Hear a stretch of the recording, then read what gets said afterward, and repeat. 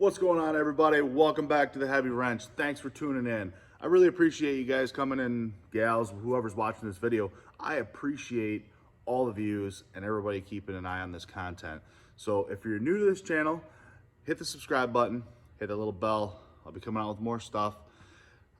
Today, I want to talk to you a little bit about specialty wrenches that I've bought over the years. This is nothing you need to be a beginner. This is all stuff you're gonna want to have if you're working on the heavy iron.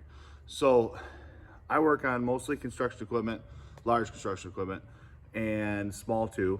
Anything from skid steers right on up to big dozers and excavators. So let's get into these wrenches and see what I think and my thoughts are, and a couple of tips that are gonna help you decide what wrenches to buy and somewhat of when in your career you're going to need those wrenches. So let's get after these wrenches and I'll show you what I think. Let's talk first about angle wrenches. Okay, this is going to be something that you're going to need for hydraulic lines to get in tight places. Also, high pressure common rail lines are really tight, fuel lines are tight.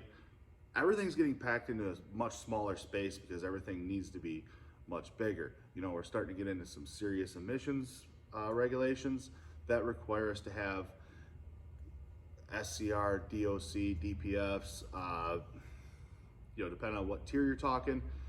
These are all things that pack things around the engine, pack things into the machine that are above and beyond what they used to be. So engineers are trying to get things in tighter and make room, and we need specialty wrenches to do stuff. The hydraulic lines and fuel lines and everything like that you need the angle wrenches for, I want to make sure that I caution you from doing what I did.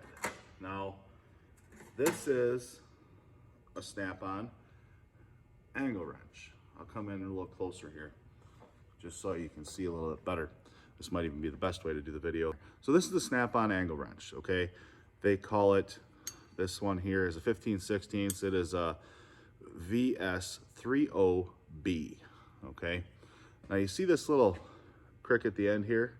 That is what makes this angle wrench special from the Mac, because this one's pretty straight. So you line these two up, and that little bit of a difference is really gonna help you get into those tight places. So I bought some matcos a long time ago, and this is what they call the 30-degree, 60-degree angle wrench, okay? This Matco, now I've done some research, and Matco's actually changed their angle wrenches, and they also offer now a 30 and 60-degree angle wrench.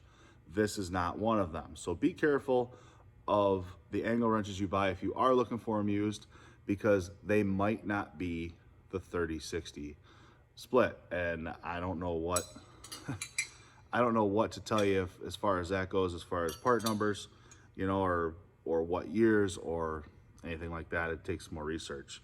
The Mac is also the same way as the Matco, and they're still making these currently without the 30-60, and it's more like the regular wrench. So if your regular wrench fits, this end will fit on the Mac and the Matco, the old Matco, where the regular wrench is different from the Snap-on, that 30-60. I believe there's a company called Tecton that I'm not sure about their tools yet. A couple of guys in the shop here have some, and they seem to be okay, but I really haven't tried them out or anything. But I heard that they are making a 30-60 angle wrench as well, and I'd have to do some research on them, and maybe you can let me know of what you think of their tools and what they got. So back to the Snap-on angle wrench. What makes it special is if you look here, you can see that offset is different from where I have this lined up perfectly straight. It's that little bit of difference that's going to help you get in on those tight hydraulic lines and fuel lines. So that's the comparison to the regular wrench, but make sure 30-degree, 60-degree angle wrench. So make sure it's got a little crook in it like this up here, or something similar to that. Check those out. Next, I want to get into the short wrenches. This is also a 15/16 right here, And in comparison, this is a stubby 15/16. Again, hydraulic hoses. I have this in 7/8, and I'm trying to work my way up and get these stubby wrenches in the larger sizes because they are helpful. I've got a whole bunch of wrenches that I've cut off in the past that were far more inexpensive wrenches that still work good, but it just doesn't hurt as bad to cut them in half. So I do have quite a few that are cut in half, mostly old Craftsman's, and there's some other off brands that I have no idea where they came from, garage sales and flea markets. That's where I pick up a lot of wrenches that I like to cut in half or bend or make for a special tool, because it is going to happen. You're going to need to have special tools. The major tool companies do not always offer the right tool for the job. You're going to have to make some custom stuff on heavy equipment. So this is the stubby large wrench. While we're talking about stubbies and mid-lengths, this is another wrench you're probably going to aspire to have someday, is the mid-length and stubby.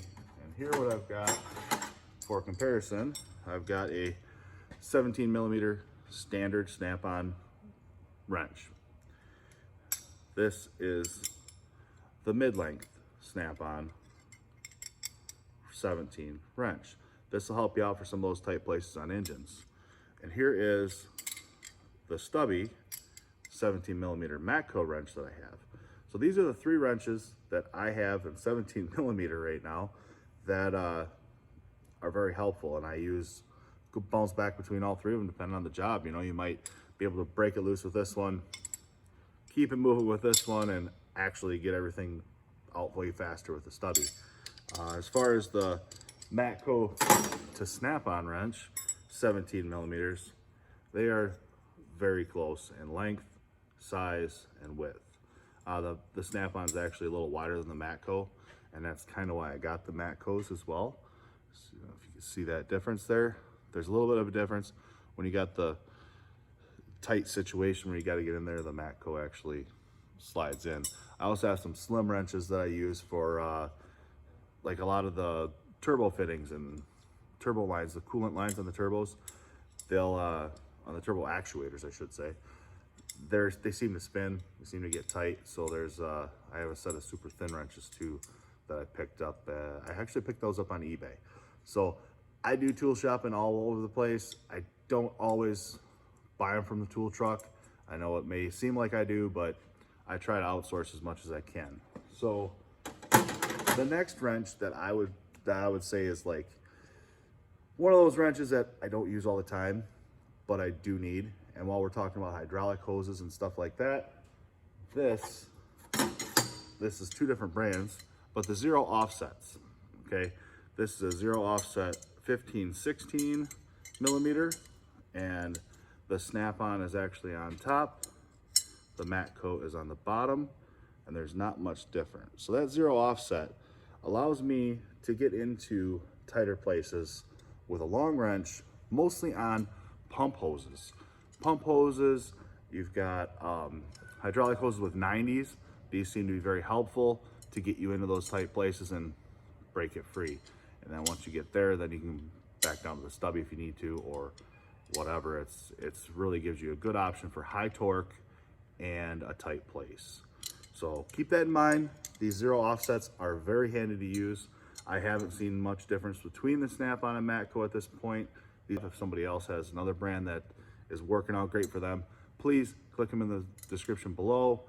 All this stuff that I'm mentioning right now is 100% for those guys looking to buy these tools. You know, while we're on that subject, if you do have somebody in your shop, or if you're working at a shop, find that person that's been doing it a while. Go up there and just say, hey, would you mind if I just kind of looked through your toolbox and on a break time or something, and open the drawers, or have them open the drawers, whatever it is, and see what looks worn out. If it looks worn out, they've probably used it a lot. You know, that's the thing that I did when I was just starting out, is I went through a gentleman's box that he was an awesome guy. I was working with him, and I asked him, he was very particular about his tools, and it took me a while to gain his trust, and it took a while to do all that stuff, but I gained his trust, and he's like, yeah, you can go through my box. And I took a pen and paper and I wrote down all the tools that looked worn out. So if you can find the tools that are worn out in a guy's box that's been doing it 20, 30 years, you're gonna find the tools that are most common and the ones you really need to spend the money on. So keep that in mind, but let's talk about crow's feet. Now, crow's feet are another hydraulic line, injector line, or high pressure common rail lines. Everything needs crow's feet, because now with the high pressure common rail lines, you're starting to have to torque them lines down to get proper values. So the crow's feet. Now this is a 2-inch crow's foot from SnapOn. It is 3/8 drive, 2-inch, and it is FC64A is the part number of this crow's foot. Now the reason I went with 3/8 is because 9 times out of 10, when you're in the tight place where you need a crow's foot, it's going to be 3/8 is what you're going to have the best fit. Your 1/2 inch gets bulky, your breaker bars seem to be bulkier, and it's just not a great fit. So I went with the 3/8. Now another brand, here's a Tecton that I actually borrowed from a guy that works across the shop just to show you, but it's a 2-inch Tecton, okay? Now the difference is between these two, I'll hold them up, and you can see how much tighter and how much bulkier that Tecton is than that SnapOn. The width is quite a bit different. I don't know if you guys can see that or not. I'll try to hold it up somehow where you can see the width difference, but it's quite a bit different in width. So you'll be able to get this one in a little bit bigger places, this one a little tighter places. Now the advantage to this one, there is an advantage. Okay, let's say you have something, and I've done this before for a steering cylinder on a machine, is I couldn't get anything really in there. This is the best I could do. I needed a stubby. It was a large wrench. I think it was a 2 1/8 actually, crow's foot, and it was exactly like this. Now I used it as a hammer wrench. I just would hit on here with a hammer, and it actually started to move the nut. So that was a nice thing about having this extra back piece off of it over the SnapOn that doesn't. Now they make the SnapOn pretty nice, but this Tecton's not that bad either as far as it goes. The chrome looks decent on it. Like I said, I don't know how much use this one has on it. This one doesn't have much use on it either, but the design of the crow's foot, the SnapOn, is pretty superb for tight places. This one will help you out if you don't have quite the length of the wrench that you need to get in there, and it'll save you from cutting one off. So those are my thoughts on angle wrenches, mid-length wrenches, stubby wrenches, zero offset box end wrenches, and crow's feet. So let's keep that iron moving and have a wonderful day. If you have any other suggestions on specialty wrenches that I missed or anything else that you think I should cover, put it in the descriptions below. You guys have been amazing at in the descriptions in the comment section. That it's been super positive. I appreciate it. And hit that subscribe button. Check us out on Instagram at TheHeavyWrench, and have a great day.